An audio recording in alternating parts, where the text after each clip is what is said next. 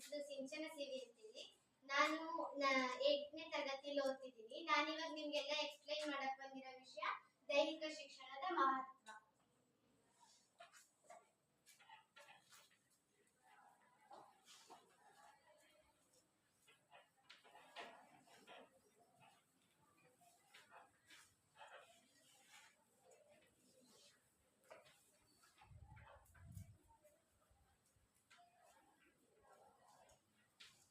ದೈಹಿಕ ಶಿಕ್ಷಣದ ಮಹತ್ವ. ದೈಹಿಕ ಶಿಕ್ಷಣದಲ್ಲಿ ನಮಗೆ ಮುಖ್ಯವಾಗಿ ಏನ್ ಬೇಕು? ನಿಮ್ಗೆಲ್ಲ ಗೊತ್ತಿರೋ ಹಾಗೆ ದೈಹಿಕ ಶಿಕ್ಷಣದಲ್ಲಿ ನಮಗೆ ಮುಖ್ಯವಾಗಿ ಆರೋಗ್ಯ ಬೇಕು. ಆರೋಗ್ಯ ಅಂದ್ರೆ ಏನು? ಆರೋಗ್ಯವಾಗಿ ನಾವ್ ಯಾಕೆ ಇರ್ಬೇಕು?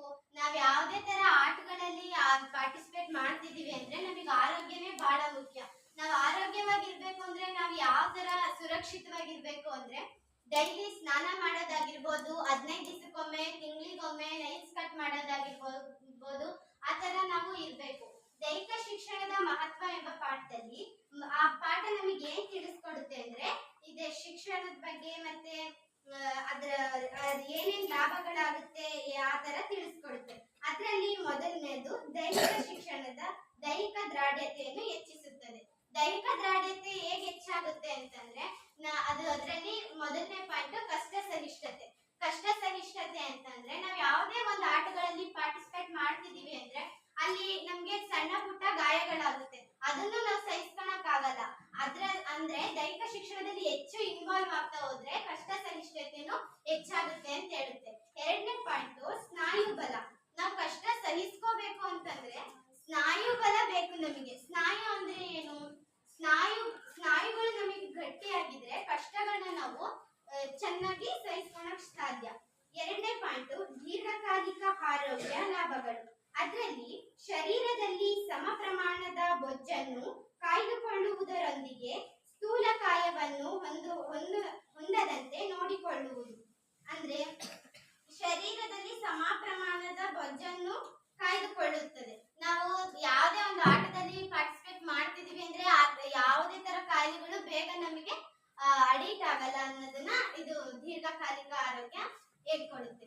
ನೆಕ್ಸ್ಟ್ ಪಾಯಿಂಟ್ ಮಾನಸಿಕ ಅಭಿವೃದ್ಧಿಗೆ ಸಹಕರಿಸುತ್ತದೆ. ಅಂದ್ರೆ ದೈಹಿಕ ಶಿಕ್ಷಣದಲ್ಲಿ ಲಭ್ಯವಾಗುವ ಅನುಭವಗಳು ವಿದ್ಯಾರ್ಥಿಗಳ ಮಾನಸಿಕ ಅಭಿವೃದ್ಧಿಗೆ ಪೂರಕವಾಗಿದೆ. ಮಾನಸಿಕ ಅಭಿವೃದ್ಧಿಗೆ ಸಹಕರಿಸುತ್ತದೆ. ಏನೇ ಒಂದು ಆಟದಲ್ಲಿ ಪಾರ್ಟಿಸಿಪೇಟ್ ಮಾಡ್ತೀವಿ ಅಂತಂದ್ರೆ ಅಲ್ಲಿ ನಮ್ಗೆ ಬಹಳ ಅದು ಹೆಲ್ಪ್ ಮಾಡುತ್ತೆ ದೈಹಿಕ ಶಿಕ್ಷಣ ಅಂತ ಅನ್ನೋದನ್ನ ಈ ಪಾಯಿಂಟ್ ಹೇಳ್ಕೊಡುತ್ತೆ. ಮತ್ತೆ ಬೌದ್ಧಿಕ ಬೆಳವಣಿಗೆಗೆ ಪೂರಕವಾಗಿದೆ. ಅಂದ್ರೆ ದೈಹಿಕ ಶಿಕ್ಷಣದಲ್ಲಿ ಭಾಗವಹಿಸುವುದರಿಂದ ಬುದ್ಧಿಶಕ್ತಿ ತೀಕ್ಷ್ಣಗಳು ಅನುಕೂಲವಾಗುತ್ತದೆ. ಅಂದ್ರೆ ಅದು ಆಟಗಳಲ್ಲಿ ಪಾರ್ಟಿಸಿಪೇಟ್ ಮಾಡ್ತೀವಲ್ಲ, ಇನ್ನೂ ಭಾಗವಹಿಸಬೇಕು ಅಂತ ಬುದ್ಧಿ ಅನ್ಸುತ್ತೆ, ಮತ್ತೆ ಅದು ಬುದ್ಧಿಶಕ್ತಿನ ಹೆಚ್ಚಿಸುತ್ತೆ. ಆ ತರ ಈ ಪಾಯಿಂಟ್ಸ್ ಹೇಳ್ಕೊಡುತ್ತೆ. ಸಮಾಜದಲ್ಲಿ ಹೊಂದಿಕೊಳ್ಳುವ ಮನೋಭಾವನೆ ಬೆಳೆಸುತ್ತೆ. ಈಗ ಆಟದಲ್ಲಿ ಪಾರ್ಟಿಸಿಪೇಟ್ ಮಾಡಿರ್ತೀರಾ ಅಂತಂದ್ರೆ ಫ್ರೆಂಡ್ಸ್ ಜೊತೆನೂ ಕ್ಲೋಸ್ ಆಗಿ ಮೂವ್ ಮಾಡಿರ್ತೀರಾ, ಫ್ರೆಂಡ್ಸ್ ಜೊತೆನೂ ಚೆನ್ನಾಗಿ ಮಾತಾಡ್ಕೊಂಡು ಹೊಂದಾಣಿಕೆಯಲ್ಲಿ ಇರ್ತೀರಾ. ಅದೇ ರೀತಿ ಎಲ್ಲೋ ಒಂದ್ ಕಡೆ ಸಮಾಜದಲ್ಲಿ ಹೋಗಿ ಜೀವನ ಮಾಡ್ತಿದೀವಿ ಅಂದ್ರೆ ಎಲ್ಲಾರ ಜೊತೆನೂ ಹೊಂದ್ಕೋಬೇಕು, ಬೆಳಿಬೇಕು, ಅವ್ರ ತರನೇ ನಾವು ದೊಡ್ಡ ವ್ಯಕ್ತಿ ಆಗ್ಬೇಕು ಅಂತ ಅನ್ಸುತ್ತೆ. ಅದನ್ನ ಈ ಪಾಯಿಂಟ್ ಹೇಳುತ್ತೆ.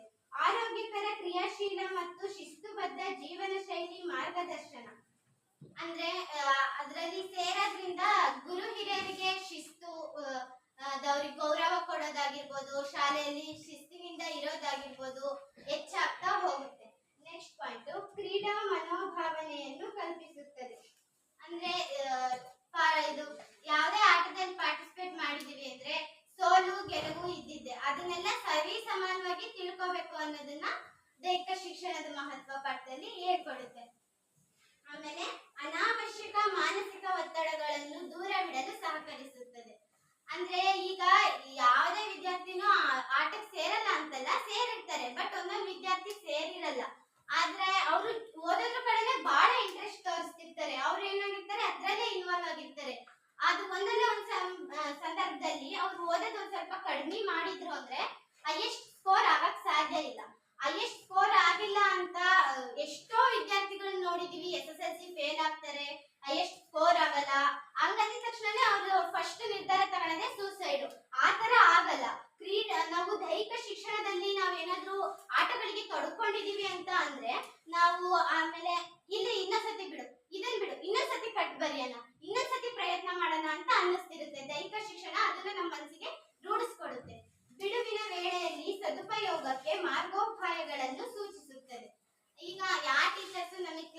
ಕಣ್ಣಿಲ್ಲ, ವರ್ಕ್ ಏನು ಇಲ್ಲ, ನಮಗೆ ಓದ್ಕೊಳಂಗೆ ಅನ್ಸಿಲ್ಲ ಅಂದಾಗ ಹೋಗ್ಬೇಕು, ಫೀಲ್ಡ್ ಹೋಗ್ಬೇಕು, ಆಟ ಆಡ್ಬೇಕು ಅಂತ ಅನ್ಸೋ ಮನೋಭಾವನೆನ ಇದು ಕಲ್ಪಿಸ್ಕೊಡುತ್ತೆ. ಸುಪ್ತ ಪ್ರತಿಭೆಯ ಪ್ರದರ್ಶನಕ್ಕೆ ಅವಕಾಶ. ಇದರಲ್ಲಿ ಪ್ರತಿಯೊಬ್ಬರಲ್ಲೂ ಸುಪ್ತ ಪ್ರತಿಭೆಗಳಿರುತ್ತಾರೆ. ಅದನ್ನು ಸರಿಯಾದ ರೀತಿಯಲ್ಲಿ ಹೊರಹಾಕಲು ವೈದಿಕ ಅವಶ್ಯಕ. ಕೆಲವೊಬ್ಬರಿಗೆ ಉತ್ತಮ ಕಣ್ಣು ಕಾಲುಗಳು ಸಂಯೋಜನಾ ಸಮರ್ಥವಿರುವುದಿಲ್ಲ. ಅದೇ ಅದು ಪ್ರತಿಯೊಬ್ಬರು ಸುಪ್ತ ಪ್ರತಿಭೆಗಳಲ್ಲಿರುತ್ತಾರೆ.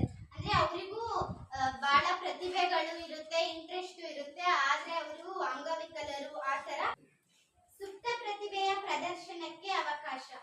ಒಬ್ಬೊಬ್ರು ಅದೇ ಓದೋದ್ರಲ್ಲಿ ಅಂತ ಹೇಳಿದ್ನಲ್ಲ, ಅದ್ರಲ್ಲಿ ಇನ್ವಾಲ್ವ್ ಆಗಿರೋದ್ರಿಂದ ಅವ್ರಲ್ಲಿ ಬಹಳ ಆಟದಲ್ಲಿ ಆಡ್ಬೇಕು ಅಂತ ಬಹಳ ಆಸಕ್ತಿ ಇರುತ್ತೆ. ಅವ್ರಿಗೆ ಆಡಕ್ಕೂ ಬರುತ್ತೆ, ಬಟ್ ಅವರು ಅದ್ರಲ್ಲಿ ಪಾರ್ಟಿಸಿಪೇಟ್ ಮಾಡಲ್ಲ.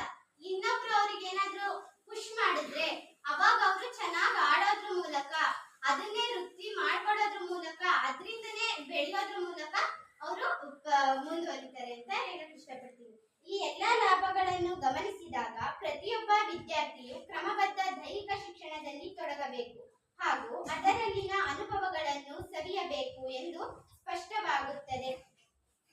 ಅಂದ್ರೆ ನಾವು ಈ ಪಾಠ ಕೇಳಿದ್ಮೇಲೆ ಏನ್ ಅನಿಸುತ್ತೆ ಅಂತಂದ್ರೆ, ನಾವು ಎಲ್ಲಾ ಆಟಗಳಲ್ಲೂ ತೊಡಕೋಬೇಕು, ಎಲ್ಲರಂತೆ ಇರ್ಬೇಕು ಅಂತ ಅನ್ಸುತ್ತೆ. ನಾನು ಇಷ್ಟು ಪಾಠ ಮಾಡಿದ್ನಲ್ಲ, ಈಗ ನಿಮ್ಗೆಲ್ಲ ಈ ಪಾಠ ಅರ್ಥ ಆಗಿದೆ ಅಂತ ನಾನು ಅನ್ಕೊಂತೀನಿ.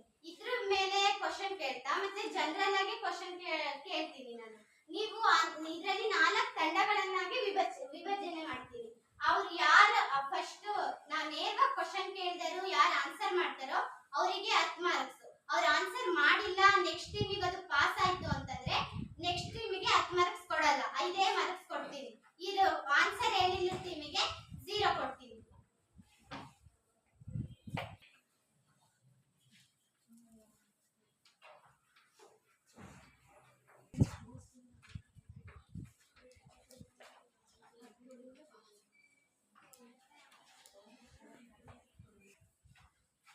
ಈಗ ಫಸ್ಟ್ನೇ ತಂಡ PV ಸಿಂಧು.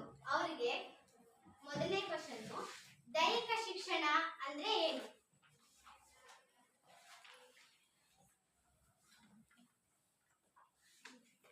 ಮನುಷ್ಯ ದೈಹಿಕ ಮಾನಸಿಕ ಬೆಳವಣಿಗೆಯನ್ನು ಹೊಂದಿದೆ, ಅದಕ್ಕೆ ದೈಹಿಕ ಶಿಕ್ಷಣ ಎನ್ನುವರು. ಎರಡನೇ ತಂಡ PT ಉಷಾ. ಇವರಿಗೆ ಕ್ವಶನ್ ಎರಡನೇದು, ದೈಹಿಕ ಶಿಕ್ಷಣದಿಂದಾಗುವ ಒಂದು ಅನುಕೂಲ.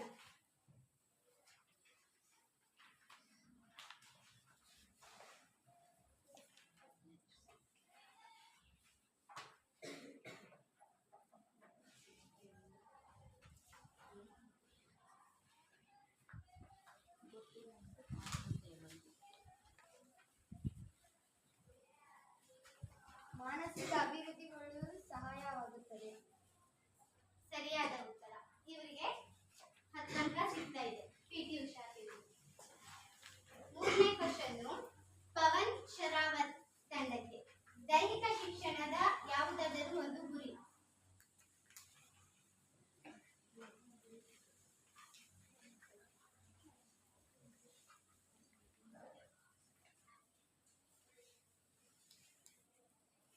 Next pass.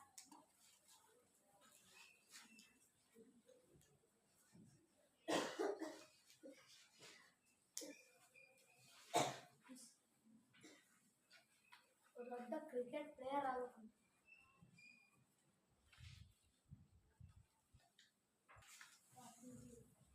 ತಪ್ಪಾದ ಆನ್ಸರ್. ಪಾಸ್. ಜ್ಞಾನ ಕೌಶಲ್ಯ. ಪವನ್ ಶರಾವತ್ ಟೀಮ್ 0, PT ಉಷಾ ಟೀಮ್ಗೆ. ರೊನಾಲ್ಡೋ ಟೀಮ್ಗೆ ಈಗ ಕ್ವಶನ್, ನಮ್ಮ ರಾಷ್ಟ್ರೀಯ ಆಟ ಯಾವುದು? ಹಾಕಿ.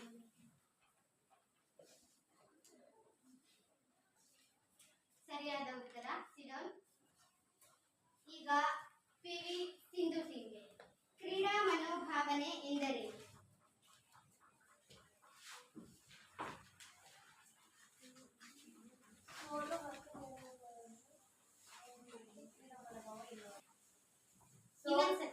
ಸೋಲು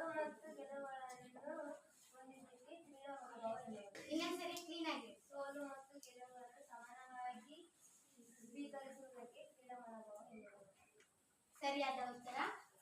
ಪಿವಿ ಸಿಂಧು ಟೀಮ್ಗೆ 10 ಅಂಕ ಸಿಗ್ತಾ ಇದೆ. ಟೀಮ್ ಅವರಿಗೆ ರಾಷ್ಟ್ರೀಯ ಕ್ರೀಡಾ ದಿನವನ್ನು ಯಾವಾಗ ಆಚರಿಸುತ್ತಾರೆ?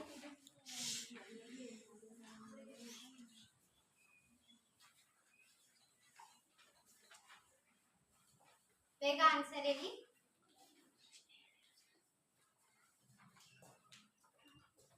ಇನ್ನೊಂದ್ಸತಿ ಕ್ವಶನ್ ಹೇಳ್ತೀನಿ, ಕ್ಲೀನಾಗಿ ಕೇಳಿಸ್ಕೊಳ್ಳಿ. ರಾಷ್ಟ್ರೀಯ ಕ್ರೀಡಾ ದಿನವನ್ನು ಯಾವಾಗ ಆಚರಿಸುತ್ತಾರೆ?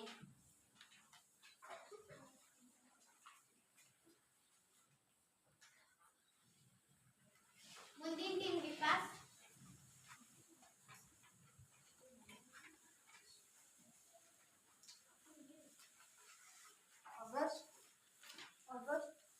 ಆಗಸ್ಟ್ 15ರಂದು. ತಪ್ಪಾದ ಉತ್ತರ. ಪಾಸ್. ರೊನಾಲ್ಡೋ.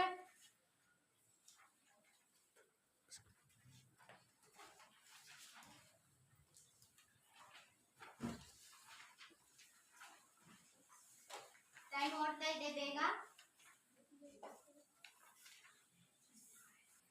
ಮುಂದಿನ ತಂಡಕ್ಕೆ PV Sindhu. August 21. Sindhu team correct ಆಗಿ. ಇನ್ನೊಂದ್ಸತಿ ಆಗಸ್ಟ್ 29. ಸಿಂಧು ಟೀಮ್ ಕರೆಕ್ಟ್ ಆಗಿ ಆನ್ಸರ್ ಮಾಡಿದೆ, ಅದಕ್ಕೆ 5 ಅಂಕ ಸಿಗ್ತಾ ಇದೆ. ರೊನಾಲ್ಡೋ ತಂಡಕ್ಕೆ 0. ನೆಕ್ಸ್ಟ್ ಮತ್ತೆ ಪಿವಿ ಸಿಂಧು ಟೀಮ್ಗೆ ಕ್ವಶನ್. ಅಡುಗೆ ಸೋಡದ ರಾಸಾಯನಿಕ ಹೆಸರು. ಪವನ್ ಶರಾವತ್ ತಂಡಕ್ಕೆ ಕ್ವಶನ್. ಅಡುಗೆ ಸೋಡದ ರಾಸಾಯನಿಕ ಹೆಸರೇನು?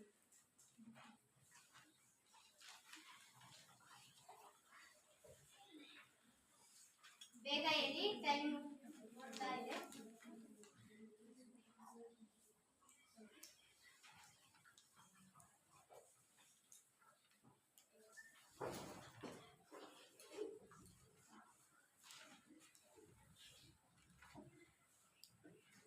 ಮುಂದಿನ ಟೀಮ್ಗೆ ಪಾಸ್. ರೊನಾಲ್ಡೋ ತಂಡ.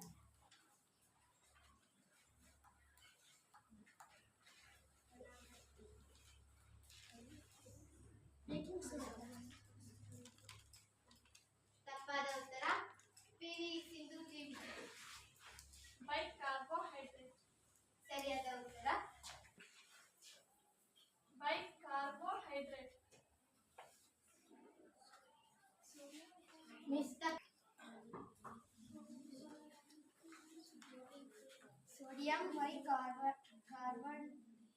Carbon dioxide.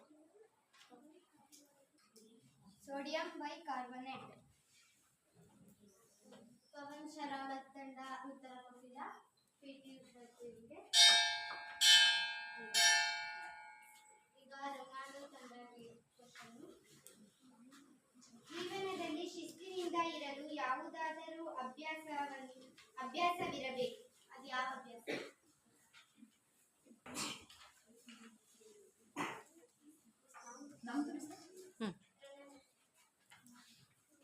ಗುರು ಹಿರಿಯರಿಗೆ ಮರ್ಯಾದೆ ಕೊಡಿ.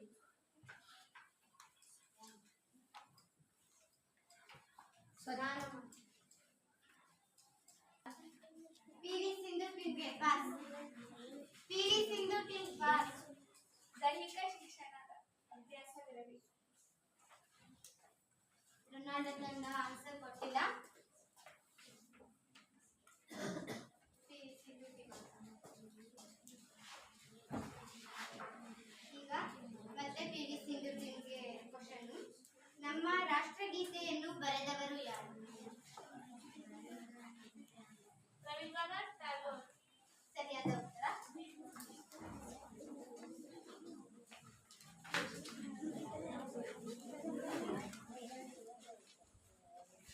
ಈಗ ಪಿಟಿ ಉಷಾ ಟೀಮ್ಗೆ ಕ್ವಶನ್. ನಮ್ಮ ರಾಷ್ಟ್ರೀಯ ಪ್ರಾಣಿ ಯಾವುದು? ಹುಲಿ. ಪಿಟಿ ಉಷಾ ಟೀಮ್ ಸರಿಯಾದ ಉತ್ತರ ಕೊಟ್ಟಿದೆ. ಈಗ ಪವನ್ ಶರಾವತ್ ತಂಡಕ್ಕೆ ಕ್ವಶನ್. ಗುಂಪಿನಲ್ಲಿ ಆಡುವ ಆಟಗಳು.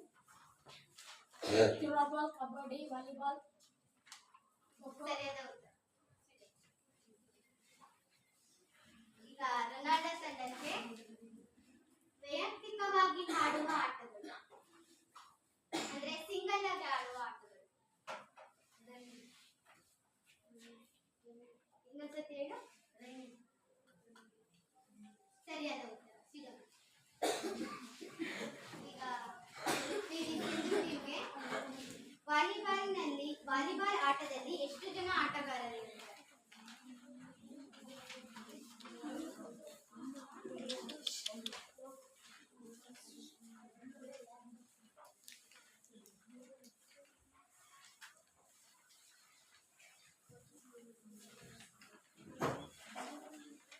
ಮುಂದಿನ ಟೀಮ್ಗೆ PT ಉಷಾ. 9 ಜನ. ತಪ್ಪಾದ ಉತ್ತರ 6. ಪವನ್ ಶರಾವತ್ ಟೀಮ್ ಸರಿಯಾಗಿ ಉತ್ತರಿಸಿದೆ. Sindhu team next PT Usha ಟೀಮ್ಗೆ ಕ್ವಶನ್. ಕರ್ನಾಟಕದ ರಾಜಧಾನಿ ಯಾವುದು? ಬೆಂಗಳೂರು. ಸರಿಯಾದ ಉತ್ತರ.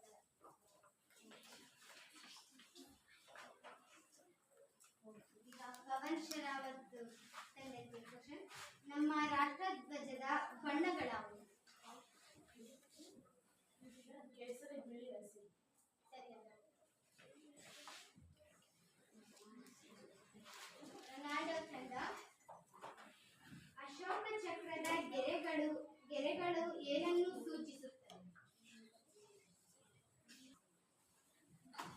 ನಮ್ಮ ರಾಷ್ಟ್ರಧ್ವಜದಲ್ಲಿರುವ ಅಶೋಕ ಚಕ್ರದ ಗೆರೆಗಳೆಷ್ಟು? 24. ಸರಿಯಾದ ಉತ್ತರ. ಈಗ ಅಶೋಕ ಚಕ್ರದ ಗೆರೆಗಳು ಎಷ್ಟು ಅಂತ ಅವ್ರು ಹೇಳಿದ್ರು. ಆ ಗೆರೆಗಳು ಏನನ್ನು ಸೂಚಿಸ್ತವೆ ಅಂತ ಸಿಂಧು ಟೀಮ್ ಹೇಳ್ಬೇಕು. ದಿನದ 24 ಗಂಟೆಗಳನ್ನು ಸೂಚಿಸುತ್ತದೆ. ಸರಿಯಾದ ಉತ್ತರ. Next team PT Usha team. ನಮ್ಮ ದೇಶದ ರಾಷ್ಟ್ರಪತಿ ಯಾರು? ನರೇಂದ್ರ ಮೋದಿ. ತಪ್ಪಾದ ಉತ್ತರ. ಮುಂದಿನ ಟೀಮ್ಗೆ ಪವನ್ ಶರಾವತ್ ಟೀಮ್ಗೆ ದ್ರೌಪದಿ ಮುರ್ಮು. ಸರಿಯಾದ ಉತ್ತರ.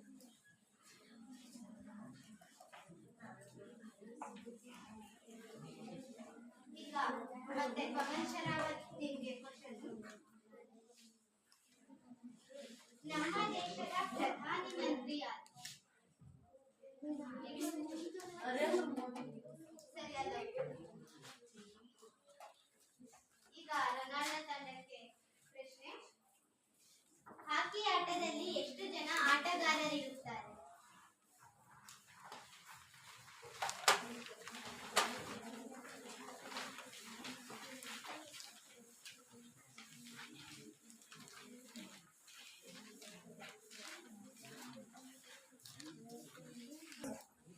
ಒಂಬತ್ತರಿಂದ 12.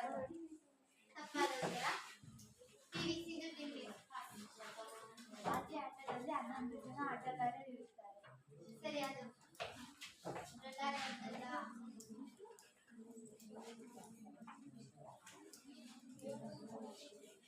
ಮತ್ತೆ ಈಗ ಸಿಂಧು ಟೀಮ್ಗೆ ಕ್ವಶನ್. ಭಾರತದ ಸಾಂಪ್ರದಾಯಿಕ ಆಟಗಳು?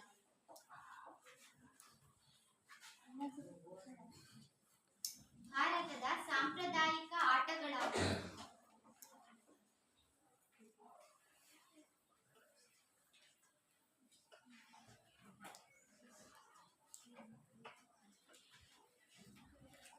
PT ಉಷಾ ಟೀಮ್ಗೆ.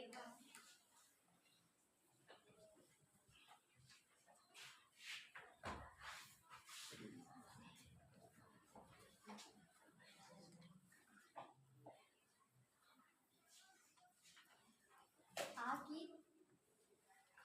ತಪ್ಪಾದ ಉತ್ತರ. ಖೋ-ಖೋ, ಕಬಡ್ಡಿ. ಸರಿಯಾದ ಉತ್ತರ.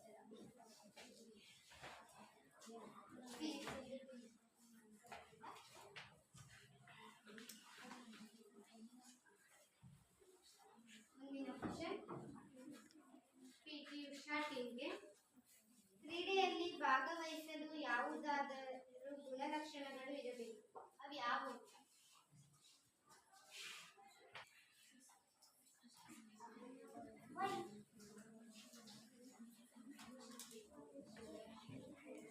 ಯುದ್ಧ ಆಗಿರ್ಬೇಕು, ಏನು ಇನ್ನೊಂದ್ಸತಿ? ಫಿಟ್ ಆಗಿರ್ಬೇಕು, ಆರೋಗ್ಯವಾಗಿರ್ಬೇಕು,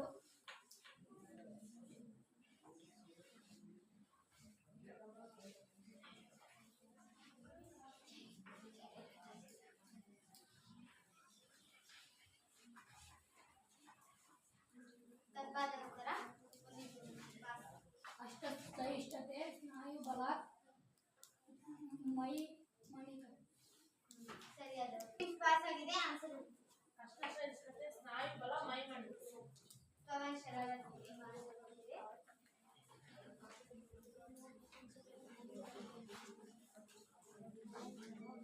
ಇದು ಮತ್ತೆ ಪವನ್ ಶರಾವತಿ ಕ್ವಶನ್. ರಾಷ್ಟ್ರಧ್ವಜದ ಹಸಿರು ಬಣ್ಣ ಯಾವ ಅರ್ಥವನ್ನು ಸೂಚಿಸುತ್ತದೆ? ಶಾಂತಿಯ ಸಂಕೇತವನ್ನು ತಪ್ಪಾದ ಉತ್ತರ. ರೊನಾಲ್ಡೋ ಸಂದರ್ಭ.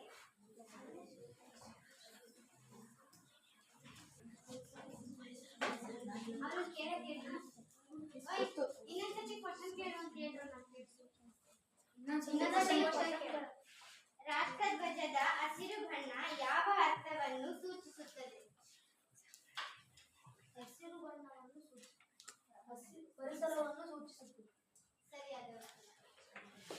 ಈಗ ಕ್ವಶನ್ ಕೇಳೋದನ್ನ ನಿಲ್ಲಿಸ್ತೀನಿ. ನಾನು ಆಗ್ಲೇ ಮಾಡಿರ್ತಕ್ಕಂಥ ಪಾಠದಲ್ಲಿ ಅದರಲ್ಲಿ ಒಂದಿಷ್ಟು ನಾನು ಲಾಭಗಳನ್ನು ನಿಮಗೆ ಎಕ್ಸ್ಪ್ಲೈನ್ ಮಾಡಿದ್ದೀನಿ. ನಾನೀಗ 4 ತಂಡಗಳಲ್ಲಿ ರಸಪ್ರಶ್ನೆ ಕಾರ್ಯಕ್ರಮ ನಡೆಸಿರೋದ್ರಿಂದ ಆಮೇಲೆ ಫಸ್ಟ್ ಯಾರು ಸೆಕೆಂಡ್ ಯಾರು ಅಂತ ಟೋಟಲ್ ಮಾಡಿ ನಾನು ಆಮೇಲೆ ಹೇಳ್ತೀನಿ. ನನಗೆ ಹಿಂದೆ ಮಾಡಿದ ಪಾಠದಲ್ಲಿ ಎಷ್ಟೊಂದು ಲಾಭಗಳನ್ನ ಹೇಳಿದೆ. ಈಗ 4 ತಂಡದಿಂದ ಒಬ್ಬೊಬ್ಬರಾದ್ರೂ ಬಂದು ಆ ಲಾಭಗಳನ್ನ ಎಕ್ಸ್ಪ್ಲೈನ್ ಮಾಡ್ತಾ ಹೋಗ್ಬೇಕು. ಫಸ್ಟ್ PV ಟೀಮ್ ಬರಬೇಕು.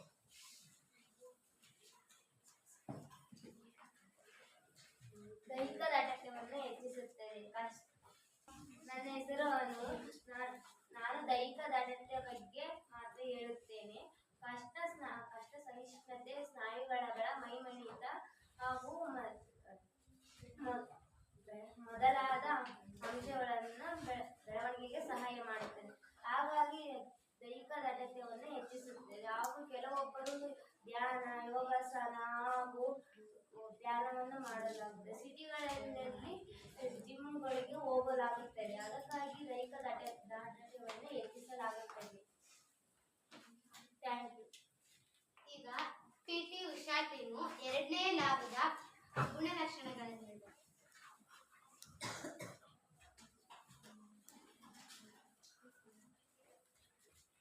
ನನ್ನ ಹೆಸರು ಚಂದನ. ನಾನು 8ನೇ ತರಗತಿ ವಿದ್ಯಾರ್ಥಿನಿ. ನಾನು ಹೇಳುತ್ತಿರುವ ವಿಷಯ ದೀರ್ಘಕಾಲಿಕ ಆರೋಗ್ಯದ ಲಾಭಗಳು. ಈಗಿನ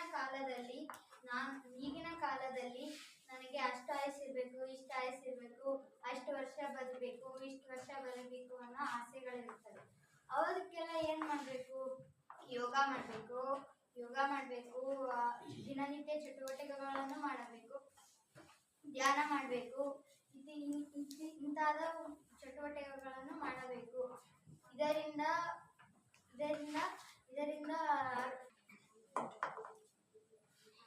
ಇದೇ ಚಟುವಟಿಕೆಗಳನ್ನು ಮಾಡಬೇಕು. ಈ ಚಟುವಟಿಕೆಗಳನ್ನು ಮಾಡುವುದರಿಂದ ನಮ್ಮ ದೇಹಕ್ಕೆ ಆಯಸ್ಸು ಸಿಗುತ್ತದೆ ಹಾಗೂ ಆರೋಗ್ಯವಾಗಿ ಇರುತ್ತವೆ. ದೀರ್ಘಕಾಲದ ಲಾಭಗಳು ಸಿಗುತ್ತವೆ. Next team Pawan Sehrawat team. ಈಗ 3ನೇ ಲಾಭಗಳ ಬಗ್ಗೆ ಎಕ್ಸ್ಪ್ಲೈನ್ ಮಾಡಿ.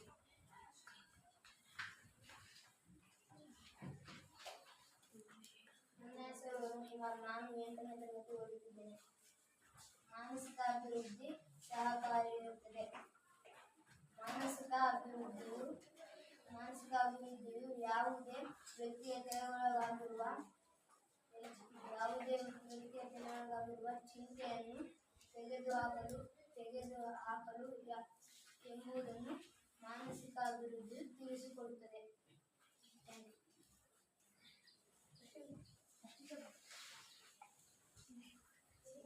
ನಾವು ನಮಗೆ ಟೀಚರ್ ಏನಾದರೂ ಬೈದರೆ, ನಾವು ನಮ್ಮ ಫ್ರೆಂಡ್ಸ್ ಏನಾದರೂ ಆಟ ಆಡಕ್ಕಂದ್ರೆ ನಾವು ಆಟ ಆಡ್ಕೊತೀವಿ. ಅವಾಗ ಆಟ ಆಡ್ಕೊಂತ ಎಲ್ಲ ಮುಗಿಸ್ಬಿಡ್ತೀವಿ. ಹಂಗೆ ಎಂಜಾಯ್ ಮಾಡ್ಕೊಂತ ಬರ್ತೀವಿ. ಆಮೇಲೆ ಮಿಸ್ಸು ಏನಾದರೂ ಬೈದರೆ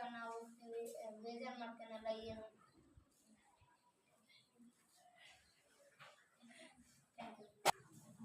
ಈಗ ರನಾಡ ತಂಡದಿಂದ ಬರಬೇಕು. 4ನೇ ಲಕ್ಷಣವನ್ನು ಎಕ್ಸ್ಪ್ಲೈನ್ ಮಾಡಿ. ನನ್ನ ಹೆಸರು ಗಣೇಶ. ನಾನು 8ನೇ ತರಗತಿ ಓದುತ್ತಿದ್ದೇನೆ. ಭೌತಿಕ ಆರೋಗ್ಯದ ಬೆಳವಣಿಗೆ. ಭೌತಿಕ ಆರೋಗ್ಯದ ಬೆಳವಣಿಗೆ. ಈಗ ಕ್ರೀಡೆಗಳಲ್ಲಿ ಭಾಗವಹಿಸುತ್ತೀವ. ಬಂದು ಕ್ಲಾಸ್ಗೆ ಕುಂತ್ರೆ ಪಾಠ ಕ್ಲೀನಾಗಿ ಅರ್ಥವಾಗುತ್ತದೆ. ಮನಸ್ಸು ಶುದ್ಧವಾಗಿರುತ್ತದೆ. ಏಕಾಗ್ರತೆ ಹೆಚ್ಚುತ್ತದೆ. ಅದರಿಂದಾಗಿ ದೈಹಿಕ ಶಿಕ್ಷಣದಲ್ಲಿ ಭಾಗವಹಿಸುವುದು.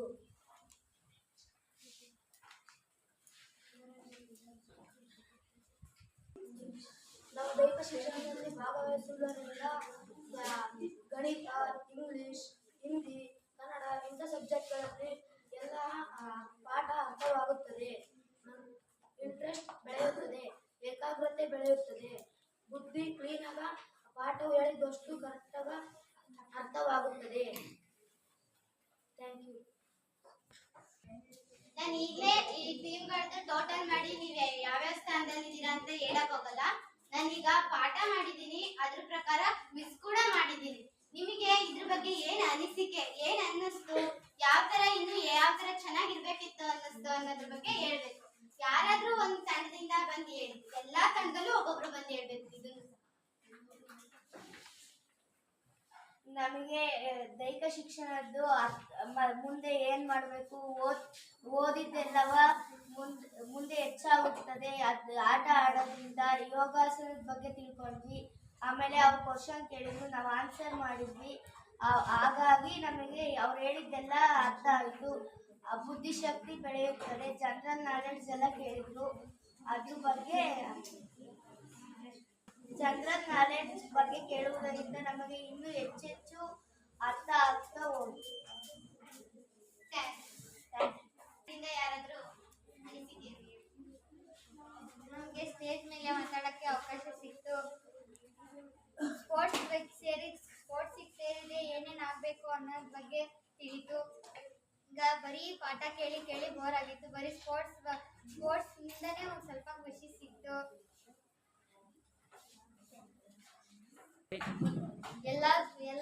ಎಲ್ಲ ಸಬ್ಜೆಕ್ಟಲ್ಲೂ ಈ ತರ ಕ್ವಿಜ್ ಮಾಡಿದ್ರೆ ಪಾಠಗಳು ಇನ್ನೂ ಅರ್ಥ ಆಗುತ್ತಾ ಹೋಗ್ತವೆ. Thank you. ಈಗ ಪವನ್ ಶರಾವತ್ ತಂಡದಿಂದ ಯಾರಾದ್ರೂ ಅನಿಸಿಕೆ ಹೇಳಿ. ದಿನನಿತ್ಯ ಪಾಠ ಆಡೋದ್ರಿಂದ ಪಾಠವನ್ನು ಅರ್ಥ ಆಗ್ತವ. ಆರೋಗ್ಯ ಚೆನ್ನಾಗಿರುತ್ತೆ. ಜನರಲ್ ನಾಲೆಡ್ಜ್ ಹೆಚ್ಚಾಗುತ್ತೆ. ಅವರು ಅಷ್ಟು ಬೆಳೆದಿದ್ದಾರೆ, ನಾವು ಕೂಡ ಬೆಳಿಬೇಕೆಂಬ ಆಸೆ ಹುಟ್ಟುತ್ತೆ. ಅಷ್ಟು ಆಟಗಳನ್ನ ಆಡಕ್ಕಾದ್ರೆ ನಮಗೂ ಕೂಡ ಸ್ವಲ್ಪ ಹೆಸರು ಬರುತ್ತೆ. ಯಾರಾದ್ರೂ ಒಬ್ಬರಿಗೆ ಅನಿಸಿಕೆಯನ್ನ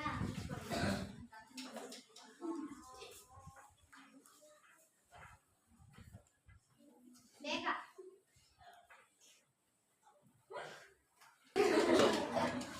ಆಟ ಆಡುವುದೆಂದರೆ ನಮಗೆ ಇಷ್ಟ. ಹಾಗಾಗಿ ಆಟ ಆಡುವುದೆಂದರೆ ನಮ್ಮ ಸ್ನೇಹಿತರ ಜೊತೆಗೆ ಸೇರಿಕೊಂಡು ಆಡುವುದೆಂದರೆ ನಮಗೆ ಇಷ್ಟ.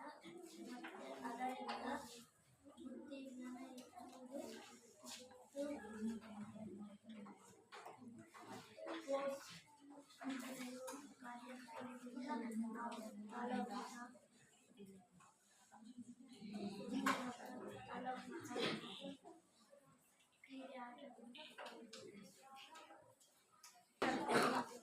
ಈಗ ಎಲ್ಲಾ ತಂಡಗಳು ಅನಿಸಿಕೆಗಳನ್ನ ಹಂಚ್ಕೊಂತಾ ಕ್ವಿಜ್ನ ಚೆನ್ನಾಗಿ ಪಾರ್ಟಿಸಿಪೇಟ್ ಮಾಡ್ತಾ ಎಲ್ಲರೂ ಚೆನ್ನಾಗಿ ಆಟ ಆಡಿದ್ದೀರಾ, ಚೆನ್ನಾಗಿ ಕುತ್ಕೊಂಡು ಪಾಠ ಕೇಳಿದ್ದೀರಾ, ಹಂಗೆ ಪುನರಾವರ್ತನೆ ಕೂಡ ಮಾಡ್ಕೊಂಡಿದ್ದೀರಾ. ಈಗ ಟೋಟಲ್ ಮಾಡ್ತೀವಿ.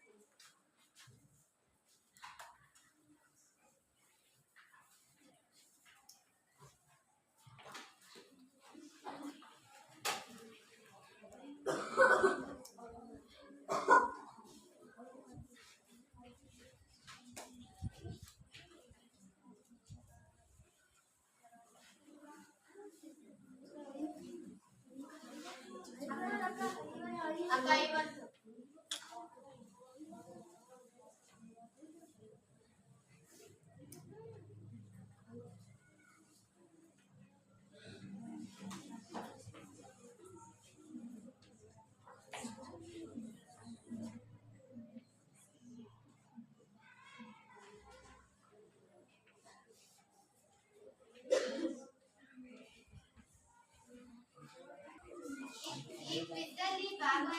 4 ತಂಡಗಳಲ್ಲಿ ಪಿವಿ ಸಿಂಧು ಟೀಮು ಹಾಗೂ ಪವನ್ ಶರಾವತ್ ಟೀಮು ಫಸ್ಟ್ ಸ್ಥಾನ ಸೆಕೆಂಡ್ ಸ್ಥಾನ ಗಳಿಸಿದೆ. ಅವರಿಗೆ ಅಭಿನಂದನೆಗಳನ್ನು ಸಲ್ಲಿಸ್ತೀನಿ.